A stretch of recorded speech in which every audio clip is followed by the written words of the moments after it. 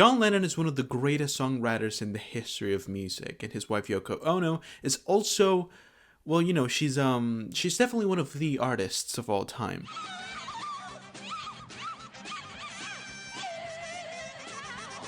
Given the fact that in 1968 and 1969, John Lennon was creating some of the greatest albums of all time with the Beatles, like Abbey Road, like the White Album and Let It Be, it would be natural to think that a collaborative album with him and Yoko would also be an incredible piece of music. Unfortunately, that seems to be far from the truth. Every now and then, I seem to put myself in a situation where I have to talk about what in my opinion are some of the worst pieces of music ever made, the unfinished trilogy by John Lennon and Yoko Ono. The reason why I do this, I don't really know. I really don't like these albums at all, and every time that I do one of these videos, I want to be well researched, so I listen to those albums multiple times to make sure I know what I'm talking about. And honestly, I don't know if you've heard these albums before, probably yes, because you clicked on this video. We're talking about some of the most annoying minutes in the history of music, and it came from one of my favorite songwriters of all time, and a lady that, even though I don't fully agree with her music ideology, she has released multiple pieces of music that were incredibly influential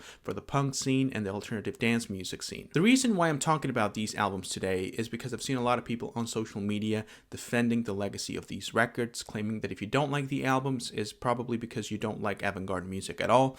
But I heavily disagree with that, because I believe the people who say that don't really know what avant-garde music really is. So before we get into the actual albums, I would like to make a quick clarification on what avant-garde music actually is, because it's not a genre. To put it simply, avant-garde is nothing but a name that's given to a certain style of music that defies the logic of the genre it belongs to. So if you made a rock album that has a very experimental sound to it, if you don't have any better name for it, you call it avant-garde music. So alternative rock, punk rock music, and every other subgenre of rock at a certain point in time could have been called avant-garde music, because it's simply the experimental form of that particular genre. Actually, you can even apply the term from someone in the 1800s in the Romanticism era, someone like Debussy, for example, one of the first impressionists. Back in the day, his compositions were quite different from anything else at the time, therefore you could call that avant-garde music, even though today is known as impressionism.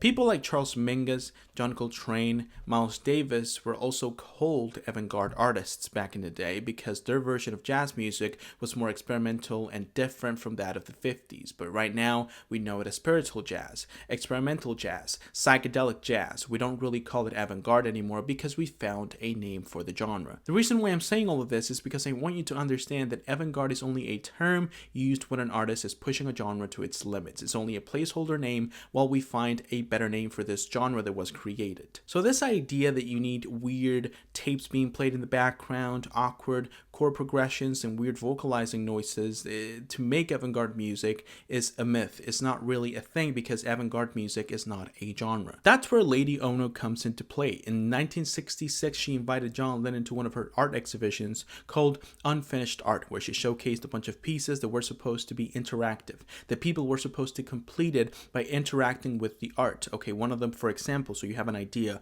of the type of art that was being showcased in the exhibition, was a piece of white wood that you were supposed to hammer nails into it. I don't know what it's supposed to mean, but you can kind of get the picture of the type of pieces that were being showcased in that exhibition. John had a very positive opinion of the exhibition, so in 1968, when his marriage was basically falling apart, Cynthia Lennon was away on holiday in Greece, I believe it was. John invited Yoko to his house to record some tapes and see what they could do together, and the result was the album Two Virgins. Now here's the thing, back in the 60s, Yoko's whole thing was making art with no real meaning or significance behind it. You were supposed to give it significance and meaning through interaction or interpretation, and that's what they try to do with the Unfinished Trilogy. John Lennon basically said, it's just Yoko vocalizing and me playing some chords and playing around in the studio. You're supposed to finish the music. This is unfinished music trilogy. You're supposed to add your own piece to it, And I have to be honest, my first listen of the Two Virgins album was actually really enjoyable because it felt interesting, because I felt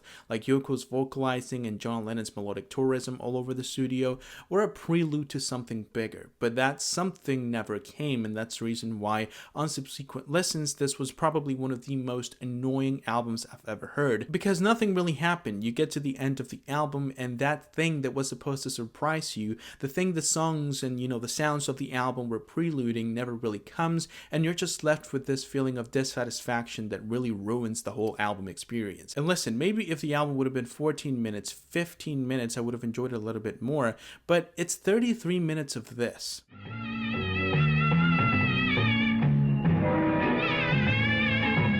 Sitting on a chair and listening to Yoko Ono vocalize like this for 30 minutes is probably one of the worst things you can do with your time. But not the worst, because they had 2 more albums coming. Because even though I don't like Two Virgins at all, at least my first time listening to the record was somewhat interesting because of the dark atmosphere the album has. That's not the case when it comes to Unfinished Music 2, Live with Lions. If you think that the idea of John Lennon cheating on his wife and recording an album with the person he was cheating on her with, and recording the album the same night you cheated on her for the first time and releasing the album of you being naked with that person publicly is a weird idea for an album, then you wait until you hear about Life with Lions, because this whole thing is basically Yoko Ono having a miscarriage. I'm not exaggerating, by the way. That's technically what the album is about. It does have a really impressive vocal performance by Yoko Ono in the song Cambridge 1969. The fact that she was able to, perform for 24 minutes straight while doing all those weird vocalizing that she's known for is pretty impressive in my opinion. It's not good, but it's impressive. I have to give the album some sort of praise. But after that, you have a song about their experience in the hospital, No Bed for Beatle John, where basically John Lennon was forced to sleep on the floor because they needed the bed for another patient. Then there's the most disturbing part of the album, the Baby's Heartbeat song and the 2 minutes of silence. It's literally what it is. It's just the heartbeat of a baby and then 2 minutes of pure silence. Considering the fact that this album is about miscarriage, then I think you understand why it was disturbing, especially on my first listen. And then after that, you have Radio Play, which is basically just them reading stuff the tabloids were saying about them with a sarcastic tone on their voice. Then that's the whole album. That's it. That's Unfinished Music number 2, Life with the Lions. And honestly, it's one of the worst musical experiences of all time. I will say, though, that even though the overall listening experience of Life with Lions is way worse than that of Two Virgins, I personally believe that the concept, the whole miscarriage thing, makes you feel somewhat invested with the album and, with Yoko and John. And that's the only positive thing I can say about the record. It's really disturbing. It's really dark. It has that dark atmosphere surrounding it. It's almost like the album is a little scary, but that's the only redeeming factor it has, because the rest of it is barely even music, and that's my whole problem with this trilogy, but we'll get to that in a minute. Before that, I want to talk about the Wedding album. In my opinion, this one is the most disrespectful one out of the 3, mainly because the concept is so boring and so devoid of any sort of meaning that it really makes me question what John Lennon was actually trying to do with this trilogy, because the first song on the album is basically Yoko and John calling each other's name for 22 minutes in different ways, different volumes. It gets to a point where it's kind of really aggressive, and some other points in the song it's really sexual. Consider the fact that I'm sitting on a chair trying to find any sort of meaningful things to say about this song, but I can't find any because it's the same for 22 minutes. The first time I listened to the record, I was genuinely concerned, because considering the fact that it's called the Wedding album, I thought they were going to just start having sex in the middle of the performance, and the idea was like fucking with my brain. But then, it's not the only thing the album has to offer. What about Amsterdam? Well, basically that song is just a really long interview, not even an interview, a recording of them in their Rebellion for Peace movement in 1969, where a bunch of reporters were invited to their hotel room to ask questions about their movement for peace, and so on and so forth. The only music that's showcased throughout this whole track is some weird vocalizing at the very beginning of the song, if you can even call it a song. But unlike Two Virgins, John Lennon is not really playing around with any instruments. He's not really playing with any percussion, so it's even less interesting, which is the reason why, in my opinion, out of the 3 albums, this is the least musical one, because there's literally nothing in the form of music throughout this whole thing. It's literally just recordings of awkward interviews and a weird, maybe mating ritual between John and Yoko, and that leads me to my conclusion when it comes to this trilogy. I love experimental music. I believe that when an artist takes a genre and modifies it and warps it into something completely different is one of the most interesting and gratifying things you can experience as a music nerd. Some of my favorite albums of all time are among the most unique and experimental albums ever made. So the problem is not me not enjoying a type of music that's different from what I usually listen to. The problem is that what John Lennon and Yoko Ono try to do with these albums doesn't really make any sense. This idea of delivering unfinished music to the public so they can complete it with their imagination or by participating with their own instruments sounds good on paper, but that's not what these albums actually are. This idea that Yoko vocalizing for 30 minutes while John Lennon just plays a few chords on a few different instruments is unfinished music is ridiculous. Like, what are we supposed to do with this pieces of instrumentation that you're giving me? This is barely even music. What am I supposed to do? What music is there to be completed in an album like the Wedding Album where you're just basically doing an interview while you're sitting at your hotel room? What music am I supposed to complete when you're literally calling each other's names in the worst ways possible, most sexual, aggressive, and awkward ways possible? What music am I supposed to add in songs like Baby's Heartbeat, for example, or 2 Minutes of Silence, or Cambridge, which is literally a live performance, or maybe radio play where you're just reading things out of a newspaper? How am I supposed to add music to something that's not even music? The closest thing they got to actually making unfinished music was in the album Two Virgins, and once again, even in that album, it doesn't really make any sense because Yoko's vocal pattern stayed the same throughout the whole track. So even if you were, even if you had intentions of participating with your own guitar, drums, bass, or whatever other instruments you can possibly think of, you're going to find yourself playing the exact same thing over and over again because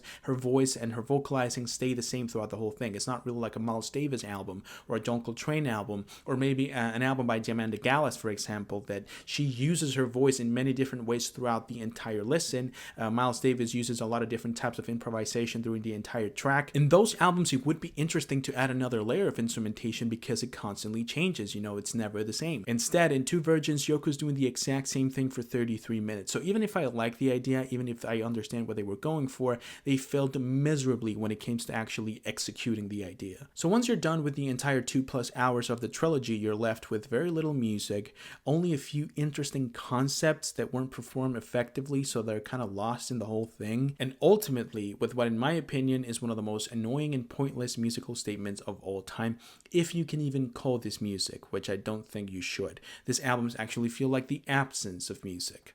Commonwealth, yes. Commonwealth, yes. Commonwealth, yes. And that is going to be pretty much it for today's video. Once again, this video is not supposed to be an attack on John Lennon and Yoko Ono. I have a lot of respect for both of them, even if I disagree with Yoko on a lot of the things she's been saying about, the music industry and how music is supposed to be perceived. I don't really like a lot of her albums, and I don't really like a lot of her art exhibitions, but I do recognize that she was extremely influential for a lot of my favorite genres, so I do hold a lot of respect for them. It's just that these albums are the epitome of pretentiousness in my opinion. So yeah, obviously I know that a lot of you will disagree with me. A lot of you actually do enjoy this album, so please leave me your reasoning down below. I'm dying to hear what you guys will have to say about this one, because maybe I'm not reading something right, maybe I'm missing a few details, maybe I'm not able to enjoy the album because I don't understand what they're supposed to represent. So I'm giving you the task of explaining to me why these albums are meaningful to you in any way, shape, or form. I do hope you guys enjoyed this video as much as I enjoyed making it. If you did, go ahead and leave a like and subscribe to the channel so you don't miss any other videos that I upload. If you want me to talk about any other topics related to music, if you want me to check out an album, a song, or an artist, leave it down below as well. I'll make sure to read it and fulfill your request as soon as I can. I do hope I can see you guys soon with another video, but until then, bye.